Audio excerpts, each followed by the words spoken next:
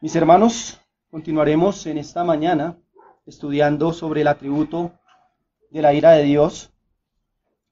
Y debemos aclarar que en el estudio anterior dijimos que la ira de Dios está muy lejos de ser como la ira humana. No se puede comparar la venganza de Dios, siempre justa, con el ánimo del hombre airado. Dios se enoja justamente contra el pecado porque es una sublevación a su gobierno. Él no tendrá por inocente a quien ultraje su soberanía. El Señor les hará conocer a todos su grandeza y su majestad.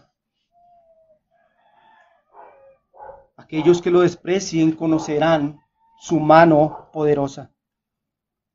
Quisiera entonces ampliar un poco más el tema del atributo de la ira de Dios, y para esto quiero que usted me acompañe a algunos textos, como Salmo capítulo 90, versículo 7 al 9, Juan capítulo 3, versículo 36, y Romanos capítulo 2, versículo 5.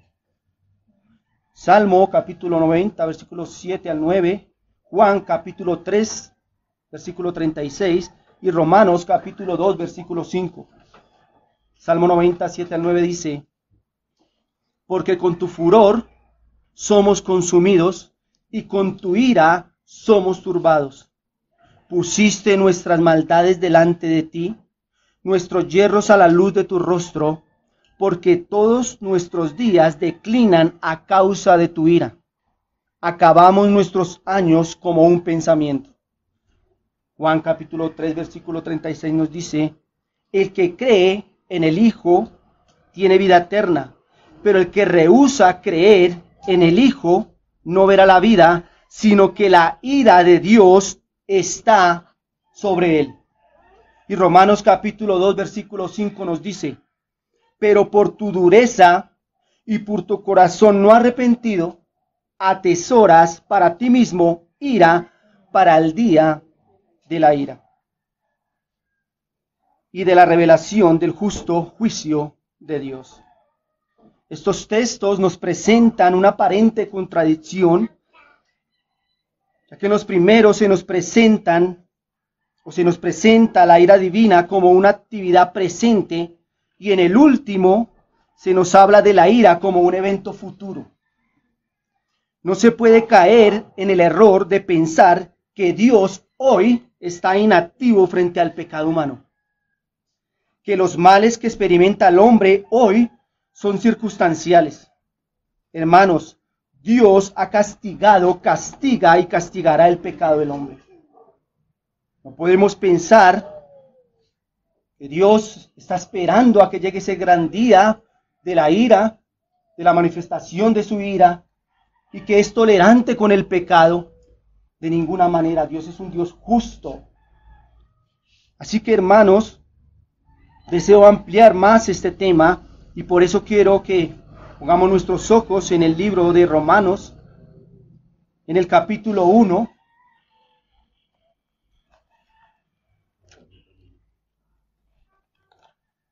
Romanos capítulo 1, versículo 18 al 23. Este pasaje, hermanos, nos ayudará a entender la actividad de Dios a través de su ira, dando manifestaciones claras de su desagrado hacia la maldad del hombre y la razón por la cual el hombre no tiene ni tendrá excusa cuando se enfrente a la ira del Dios justo. Esta mañana entonces estudiaremos nuestro pasaje bajo dos encabezados. El primero de ellos se titula: Dios siempre ha dado pruebas activas de su ira. Dios siempre ha dado pruebas activas de su ira. Y nuestro segundo encabezado se titula: Dios siempre ha sido justo en su ira, por cuanto el hombre es inexcusable. Dios siempre ha sido justo en su ira, por cuanto el hombre es inexcusable. Veamos entonces Romanos capítulo 1, versículo 18 al 23. Porque la ira de Dios se revela desde el cielo contra toda impiedad e injusticia de los hombres que detienen con injusticia la verdad. Porque lo que de Dios se conoce les es manifiesto, pues Dios se lo manifestó. Porque las cosas invisibles de Él, su eterno poder y deidad, se hacen claramente visibles desde la creación del mundo, siendo entendidas por medio de las cosas hechas, de modo que no tienen excusa. Pues habiendo conocido a Dios, no le glorificaron como a Dios, ni le dieron gracias, sino que se envanecieron en sus razonamientos, y su necio corazón fue entenebrecido. Profesando ser sabios, se hicieron necios, y cambiaron la gloria de Dios incorruptible en semejanza de imagen de hombre corruptible, de aves, cuadrúpedos y reptiles. Así que lo primero que vamos a ver aquí, o lo primero que tenemos que rescatar en el texto, son las pruebas activas de la ira de Dios. Dios siempre ha dado pruebas activas de su ira. El Señor siempre le ha revelado al hombre la realidad de su ira, y no solo lo ha hecho a través de su palabra, sino que lo ha hecho a través de la historia. Esto es lo que el apóstol Pablo nos enseña en el versículo 18. Porque la ira de Dios se revela desde el cielo contra toda impiedad e injusticia de los hombres que detienen con injusticia la verdad. Notemos que la palabra se revela, usada tanto en el versículo 17 como en el versículo 18, en ambos casos es una acción en tiempo presente. Quiere decir entonces que está ocurriendo ahora, no solo ocurrirá en el futuro, como nos lo dicen algunos textos, el texto que leímos, Romanos 2, 5, pero por tu dureza y por tu corazón no arrepentido atesoras para ti mismo que ira para el día de la ira y de la revelación del justo juicio de Dios. Romanos 5:9 nos dice, pues mucho más estando ya justificados en su sangre, por él seremos salvos de la ira. Estos textos nos hablan de un día futuro en el cual la ira de Dios será derramada. Pero regresemos al texto en Romanos 1:18. En él encontraremos que la ira de Dios está siendo derramada ahora mismo. Entonces surge la pregunta, ¿Dios derramará su ira en el futuro o la está derramando ahora mismo? ¿Acaso hay contradicciones en la Escritura? De ninguna manera, hermanos. Tan cierto es que Dios está derramando su ira sobre el pecado, como también derramará su ira total y definitiva sobre la humanidad, obstinada y de dura cerviz en el futuro. Así que la primera manifestación de la ira de Dios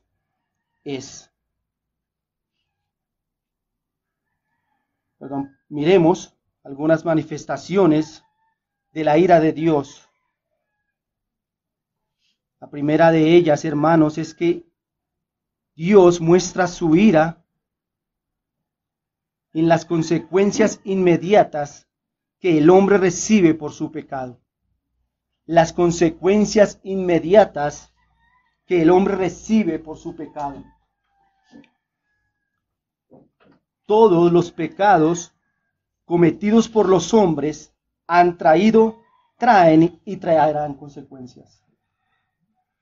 Desde el primer pecado, cuando Dios mismo dio la consecuencia diciéndole a la mujer, multiplicaré en gran manera los dolores en tus preñeces, con dolor darás a luz los hijos, y tu deseo será para tu marido, y él se enseñoreará de ti.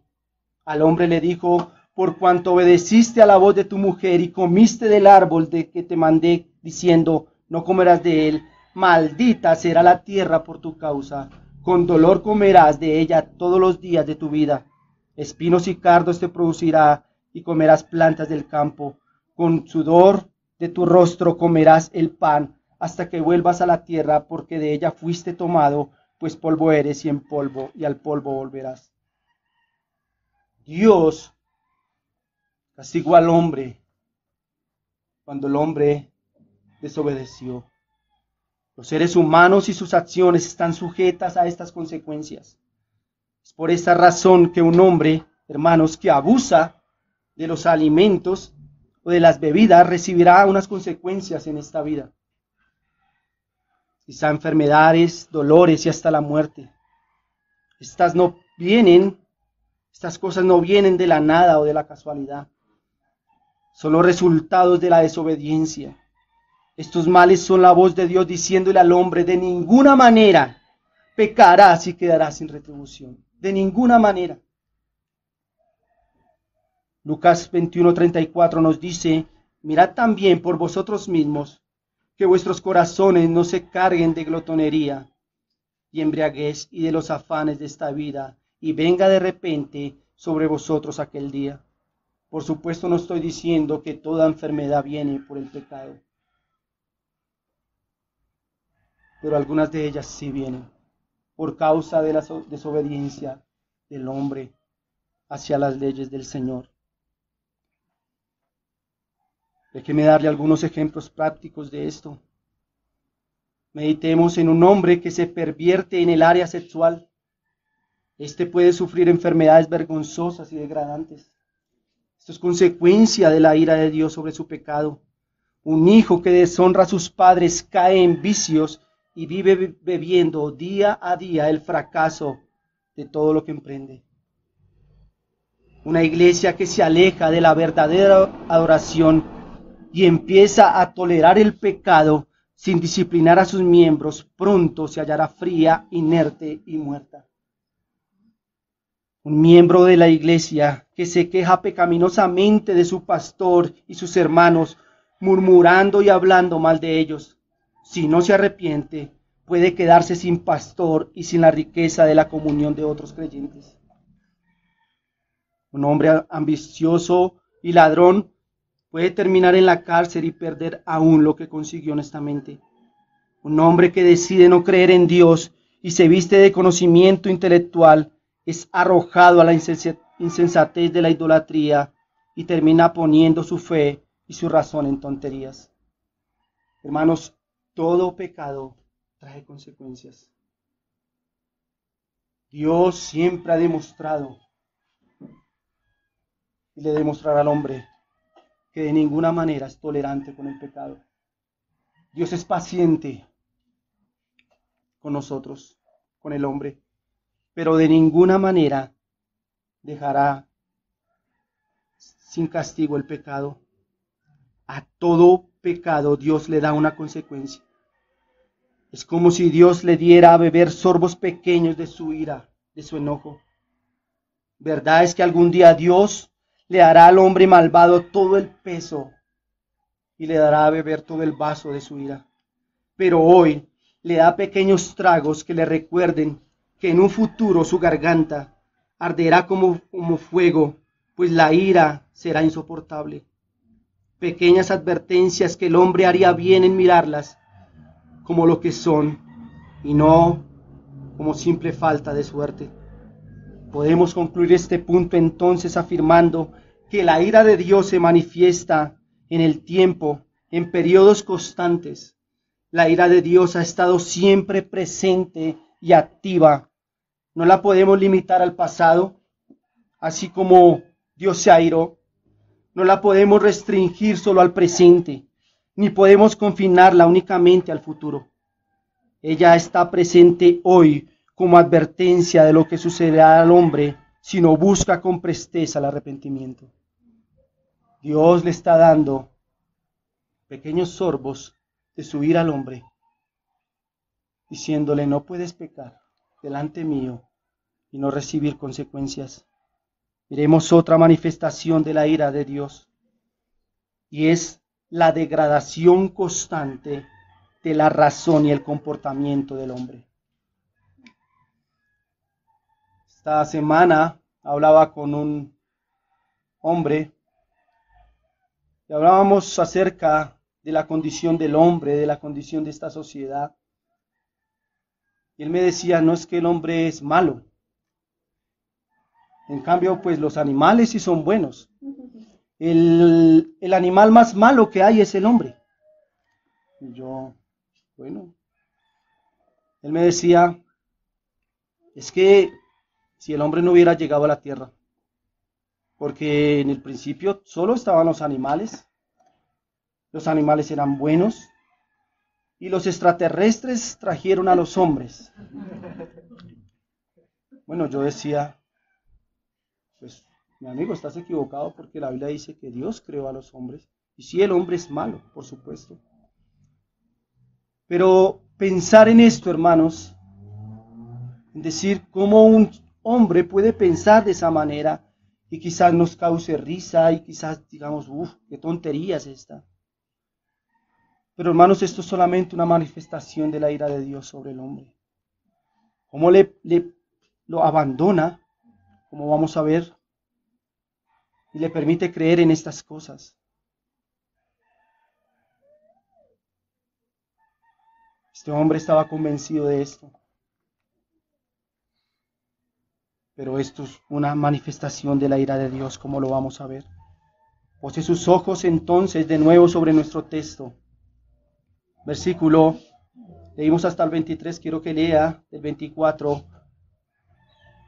en adelante.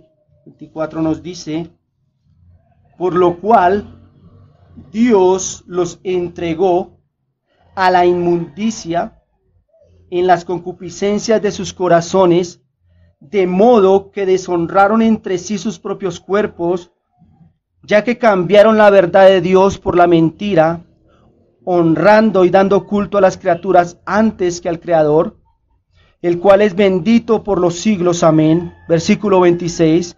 Por esto Dios los entregó a pasiones vergonzosas, pues aún sus mujeres cambiaron el uso natural por el que es contra naturaleza.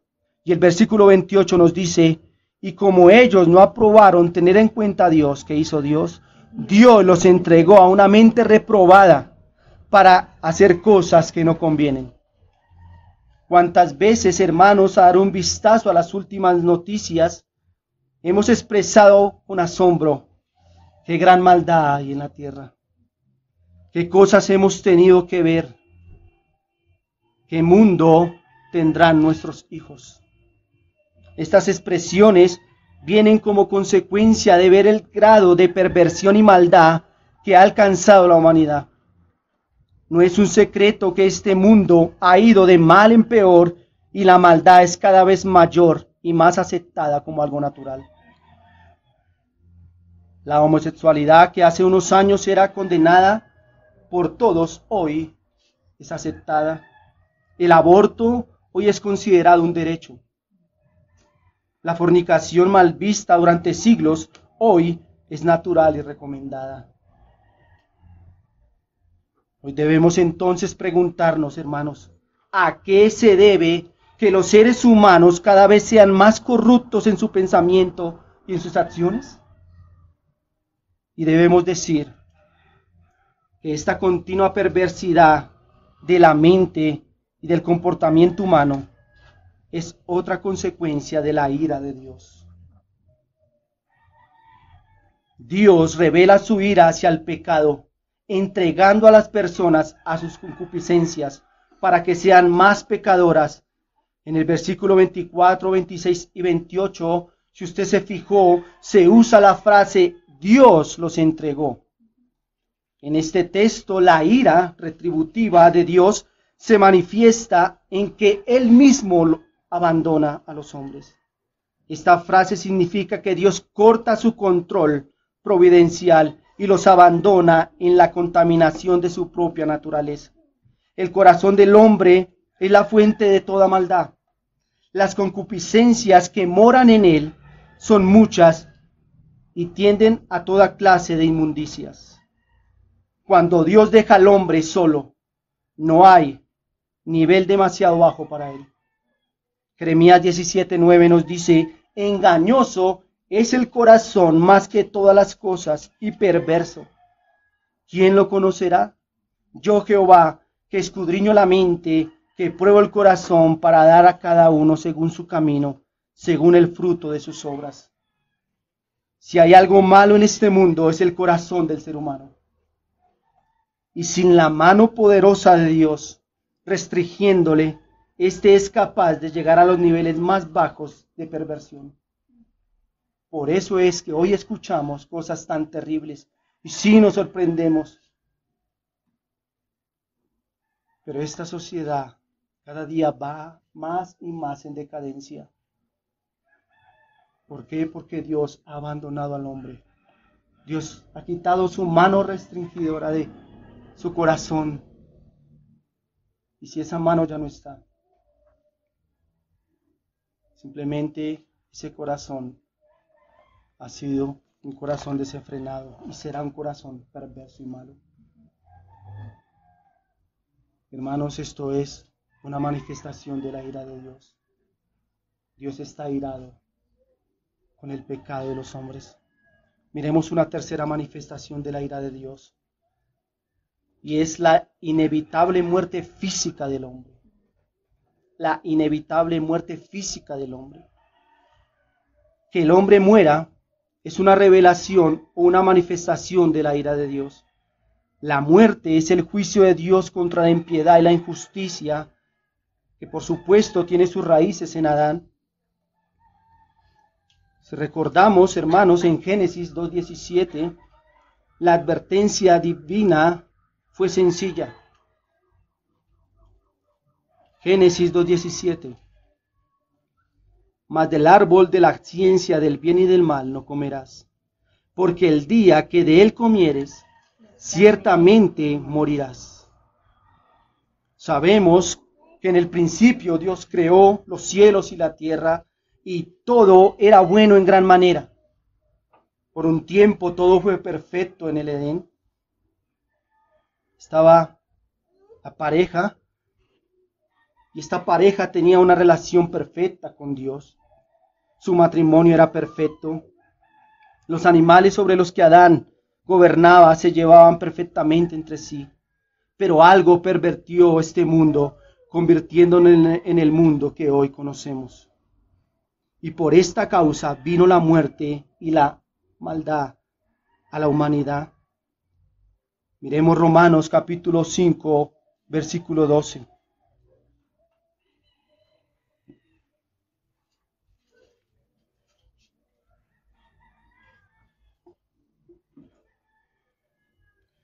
Romanos capítulo 5, versículo 12. Por tanto, como el pecado entró en el mundo por un hombre, ¿qué pasó? Por este hombre entró, por este pecado entró la muerte. Así la muerte pasó a todos los hombres por cuanto todos pecaron. Romanos capítulo 5, 15.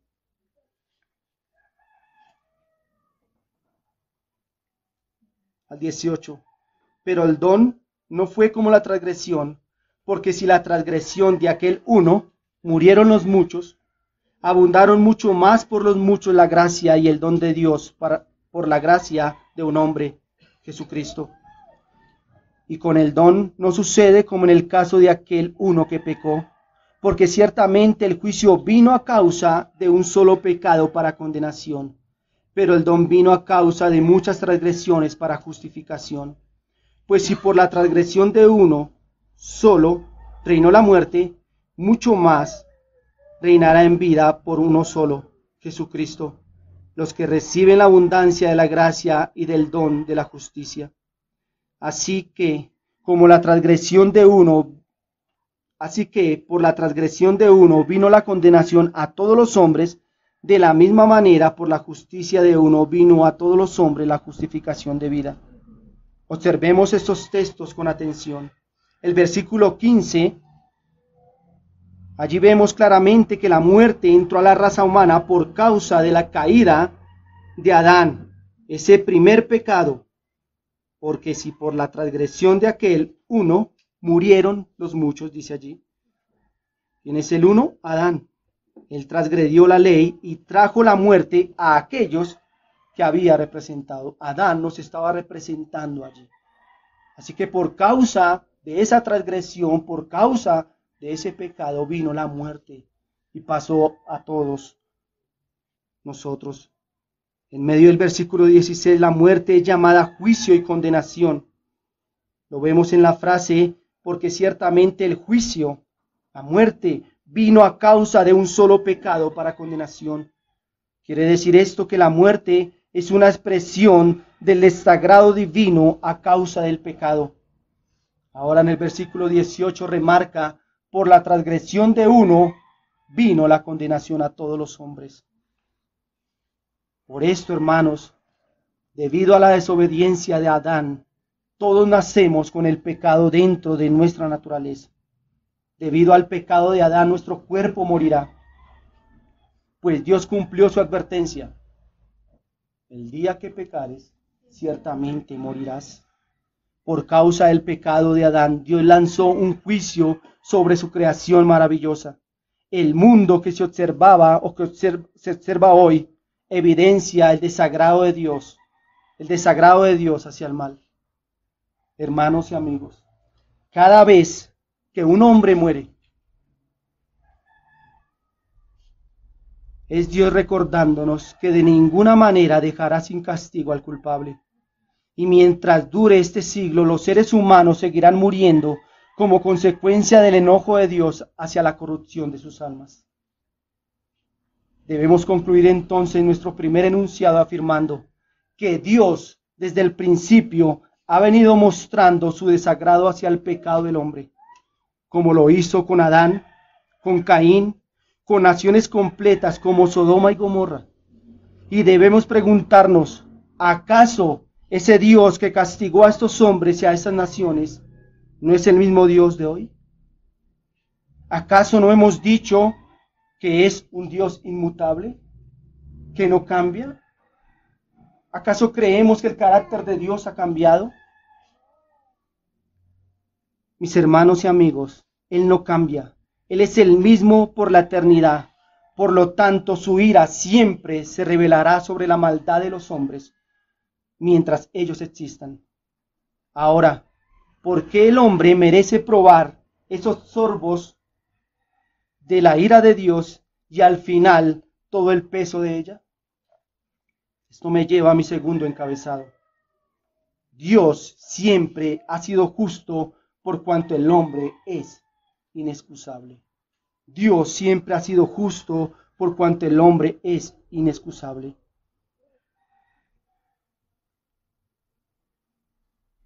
Vamos nuestros ojos de nuevo a nuestro texto, versículo 18. Y allí lo que el apóstol Pablo nos enseña es que la ira de Dios es justa por cuanto el pecado del hombre es inexcusable. Dice el versículo 18, porque la ira de Dios se revela desde el cielo contra toda impiedad e injusticia de los hombres, que detienen con injusticia la verdad. ¿Cuál verdad entonces debemos preguntar? Debemos decir, hermanos, que la realidad, la verdad y la realidad de que Dios existe. ¿Cómo podemos concluir esto? Miren los siguientes versículos. Versículo 19. Porque lo que de Dios se conoce, les es manifiesto, pues Dios se lo manifestó. Porque las cosas invisibles de Él, su eterno poder y deidad, se hacen claramente visibles desde la creación del mundo. Claramente visibles desde la creación del mundo, siendo entendidas por medio de las cosas hechas, de modo que no tienen excusa. El hombre no tiene excusa. Dios se ha revelado desde la creación. Dios ha venido revelando su eterno poder. ¿O acaso no nos admiramos con la creación? Estas cosas que están allí, hermanos, Dios las ha dejado como testimonio de que Él existe. ¿Qué pasaría si se nos permitiera pararnos y que nuestros ojos pudieran ver el firmamento, no solamente este cielo que podemos ver y las estrellas, Si pudiéramos ver más allá y ver las constelaciones y ver los planetas, los vemos de lejos y decimos, sí, allá hay un planeta. Esto Dios lo ha dejado para que el hombre entienda que Él existe. Pero ¿sabe qué ha hecho el hombre, hermanos? El hombre ha dicho, no, Dios no existe. Todo esto que ustedes ven, es un accidente. Todo esto que ustedes ven vino de una explosión. Todo esto que ustedes ven simplemente es el fruto de años y años y años de evolución.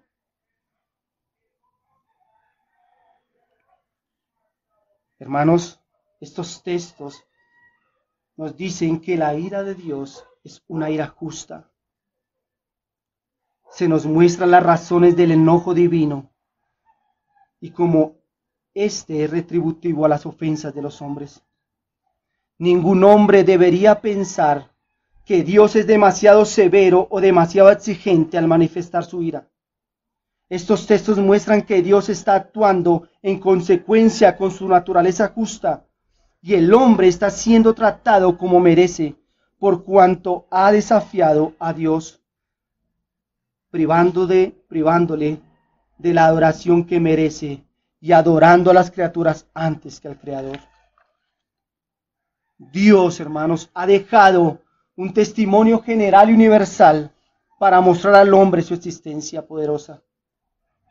El texto nos dice que las cosas invisibles de Él, su eterno poder y deidad, se hacen claramente visibles desde la creación.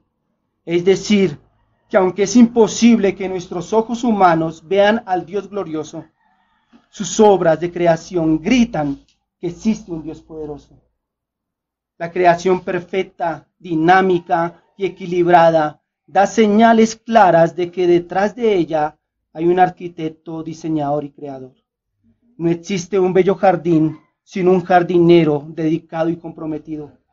No puede existir un moderno edificio si no hay un arquitecto. De igual manera, no puede existir un universo inmenso y asombroso sin un diseñador y creador. Las constelaciones, los cometas, las galaxias, los volcanes, los ríos, los océanos, los desiertos, los 7.77 millones de especies de animales, los 298.000 especies de plantas, las 611.000 especies de hongos, no están aquí de la nada, mis hermanos. Dios las puso como testimonio de su existencia. Y si la vida en la tierra nos asombra, salir del planeta es sencillamente alucinante. Nuestro planeta se encuentra en el sistema solar y este en la Vía Láctea, en un cúmulo de 30 galaxias llamado el Grupo Local, que mide 7 millones de años luz. Esto es tanta distancia que el kilómetro y el metro no nos sirven para nada en el universo de Dios. Recordemos lo que dijo el salmista, Salmo 19:1. Los cielos cuentan la gloria de Dios y el firmamento anuncia la obra de sus manos. El firmamento aquí hace referencia a la atmósfera y a las estrellas que están por encima de ella. Hermanos, el universo es tan inmenso que los científicos no saben exactamente qué tan grande es. Ustedes y yo somos infinitamente diminutos en el universo de Dios. Si el universo fue creado para que usted y yo lo habitáramos, tendríamos que decir que es inmensamente grande. Pero el propósito de la inmensidad del universo es mostrar la inmensidad de Dios. El Sol es una estrella de tamaño mediano que mide 1.391.000 kilómetros de diámetro, es decir, de lado a lado. Pero no es el único. Los astrónomos dicen que existen millones de estrellas en nuestra galaxia. Son tantas que si las quisiéramos contar una por segundo, tardaríamos 2.500 años en contarlas. ¿Sabe qué dice la Biblia? Que Dios conoce a cada una de ellas y la llama por su nombre. ¿Ven la magnitud del Dios que tenemos? Pero ¿qué dice el hombre? Esto es de la nada. Esto es de años y años. Se obstinan en decir que Dios no existe. Mis hermanos, podría quedarme mucho tiempo dándoles datos, cifras que hablan de la inmensidad del universo. Sin embargo, espero que usted ya haya comprendido el punto al que quiero llegar. El universo nos asombra, nos deja estupefactos. Entonces debemos concluir así, que si estas cosas nos asombran, ¿cuánto debe asombrarnos el autor de estas cosas?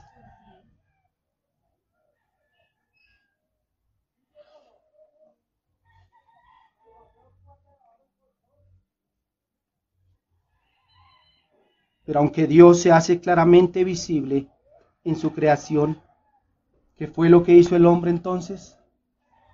¿O qué ha hecho el hombre? Seguir negando la existencia de Dios. Por esta razón, mis hermanos, dice el apóstol Pablo, viene la ira de Dios, se revela contra los hombres, se obstinan en negar a Dios. Dios se hace claramente visible en la creación. Podemos admirarnos de ella. Y aunque la creación no le será suficiente al hombre para la salvación de su alma, ver la creación no le es suficiente. Sí le servirá como testimonio y lo dejará sin excusa delante de Dios. Para salvación necesita conocer a Cristo. Pero el hombre no tendrá excusa delante de Dios. No podrá decir, no, yo no sabía que Dios existía.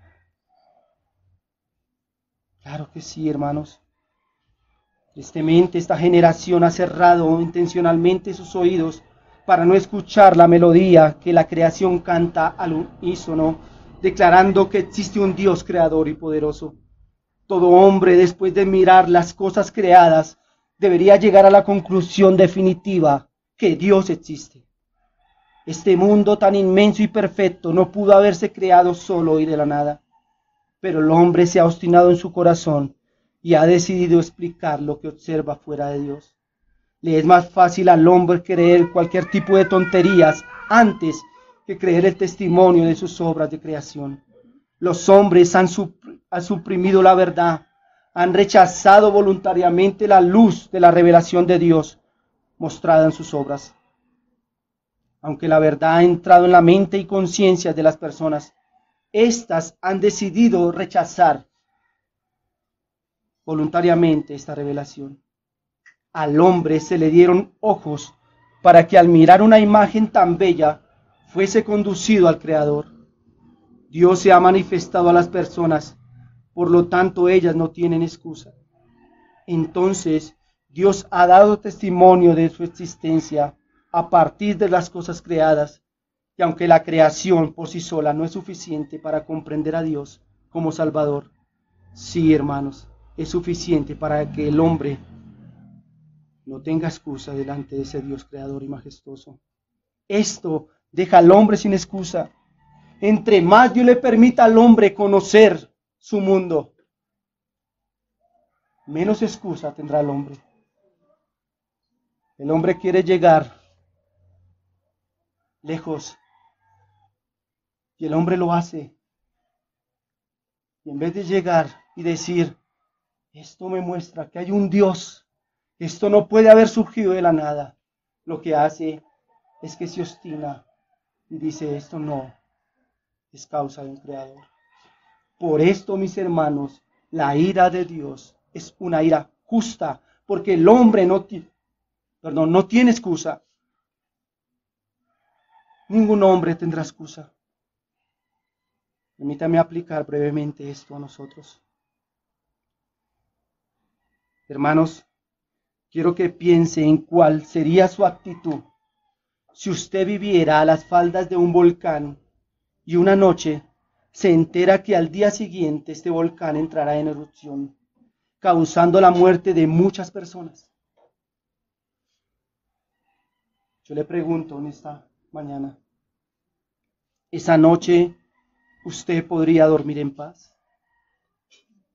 Supongo que no. Me imagino que usted aprovecharía toda esa noche para recordar o para recorrer el pueblo, tocar en cada casa y advertir a todos del peligro que corren si continúan allí. Usted haría lo posible porque el mensaje llegara a todos aquellos que se mostraran incrédulos. ¿Qué haría usted? Usted les insistiría. Usted no se cansaría de dar a conocer ese mensaje hasta poner a salvo a los que más pueda. Semejante a ese ejemplo y aún más debería ser nuestro afán de predicar el mensaje del Evangelio a todos los que desconocen el camino de la salvación. ¿Cómo podemos ir a la cama tranquilos sabiendo que un gran volcán de fuego de la ira de Dios está ya ardiendo? Se está preparando y algún día hará erupción y será grande la calamidad. ¿Por qué no corremos las calles? ¿O por qué no corremos a las calles con afán diciéndole a la gente que huya de la ira de Dios? ¿Por qué no insistimos una y otra vez a nuestros familiares, a los que decimos amar, para que estos escuchen y crean a la voz del Señor? Solo escuchando la verdad de la Escritura y creyendo el mensaje del Evangelio, se alejará o se alejarán de la condenación. Juan 5:24 dice: de cierto os digo, que el que oye mi palabra y crea al que me envió, tiene vida eterna y no vendrá a condenación, mas ha pasado de muerte a vida. Y Juan 3:36 dice: el que cree en el Hijo tiene vida eterna, pero el que rehúsa creer en el Hijo no verá la vida, sino que la ira de Dios está sobre él. Mis hermanos y amigos, la ira de Dios vendrá, pero hoy está sobre los tuyos, sobre los míos, sobre nuestros vecinos, sobre todos aquellos que merecidamente serán castigados por rehusarse a creer en el Hijo de Dios, por despreciar su amor y su gracia. Mis hermanos, pidamos carga para amar a los perdidos. Pidámosle al Señor que nos dé peso en el alma para anunciar el Evangelio. Ningún hombre tiene excusa delante de Dios. Pero como veíamos el mensaje pasado, por medio de Cristo somos salvos de la ira. Con cuánto afán, mis hermanos, deberíamos salir corriendo a anunciar ese mensaje de salvación. Decimos amar a nuestros familiares, decimos amar lo que Dios ama, pero estamos tan tranquilos sabiendo que la ira de Dios está y estará sobre aquellos que no han creído en Él. Permítame terminar este tema de la ira del Señor leyendo las palabras de J.I. Packer acerca de este tema. Él dice: no cabe duda de que el tema de la ira divina ha sido considerado en el pasado de forma especulativa, irreverente y hasta maliciosa. No cabe duda que ha habido quienes han predicado la ira de Dios y la condenación sin lágrimas en los ojos ni dolor en el corazón. No cabe duda que el espectáculo de algunas sectas que alegremente consignan a todo el mundo al infierno, aparte de ellos mismos, han sido motivo de disgusto para muchos. Mas si queremos conocer a Dios, es imprescindible que nos enfrentemos con la verdad relativa de su ira. Por más que esté pasada de moda la idea, y por fuertes que sean nuestros prejuicios iniciales contra ella, de otro modo no podremos entender el evangelio de la salvación de la ira, ni la propiciación lograda por la cruz, ni la maravilla del amor redentor de Dios. Tampoco entenderemos la mano de Dios en la historia y el proceder actual de Dios con los hombres de hoy. No le veremos pie ni cabeza al libro de Apocalipsis. Nuestro evangelismo no tendrá la urgencia que recomienda Judas. Judas 23 dice, a otros salvad, arrebatándolos del fuego. Y tampoco nuestro conocimiento de Dios y nuestro servicio a Él se conformará a su palabra. Hermanos, el Señor nos ayude a entender que Él está irado contra toda impiedad e injusticia de los hombres que detienen con injusticia la verdad. La verdad de que Dios es un Dios real, que Dios existe y que demandará algún día de los hombres adoración. Hermanos, el Señor nos ayude y que haya peso en nuestras almas por este tema.